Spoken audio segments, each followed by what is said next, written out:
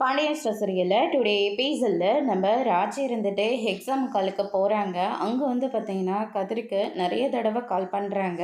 கதிர் ஃபோனே எடுக்கிறதே இல்லை. அதனால் ராஜுக்கே ரொம்பவே கஷ்டமாயிடுது.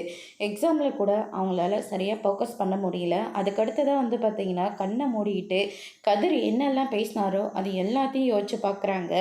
உன்னோட ஆம்பிஷன் தான் எனக்கும் என்னோட ஆம்பிஷனும். நீ எக்ஸாமில் பாஸ் ஆகிட்டு ஒரு ஐபிஎஸ்ஸாக வந்தேன்னா அதை விட எனக்கு வேறு என்ன சந்தோஷம் இருக்கிற போது. அதனால் என்ன ஆனாலும் சரி நீ இந்த எக்ஸாமை கரெக்டாக எழுதி முடிக்கணும் அப்படின்னு சொல்லிட்டு நான் வெளியே நின்றுட்டுருக்கதான் நினச்சிக்கோ. உன்னை எனக்கு ரொம்பவே பிடிக்கும். அங்கே என்னோடய சூழ்நிலை உங்ககிட்ட இருந்து என்னை விலக்கி வைக்குது. அதனால் உன்னை எனக்கு பிடிக்கலன்றதெல்லாம் அர்த்தமே கிடையாது. உன்னை தான் எனக்கு ரொம்ப பிடிக்கும். நீ இதில் ஜெயிச்சிட்டேன்னா நான் ஜெயிச்ச மாதிரி யாருக்காகவும் எதுக்காகவும் நீ இதை விடக்கூடாது.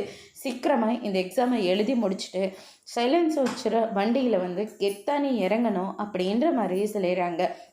அதுக்கு அடுத்ததாக பார்த்தீங்கன்னா இந்த சைடு ராஜி இருந்துட்டு கதிரோட ஆம்பிஷனு நான் முடிச்சே ஆகணும் அப்படின்னு சொல்லிட்டு அவங்களும் எக்ஸாமை நல்லபடியாக எழுதுகிறாங்க. சரி, எக்ஸாமை எழுதின விஷயத்த சொல்லிடலாமே அப்படின்னு சொல்லிட்டு ஃபோன் பண்ணுறாங்க. ஆனால் கதிர் இருந்துட்டு ஹாஸ்பிட்டலில் இருக்கிறதுனால ஃபோன் எடுக்கிறதே இல்லை.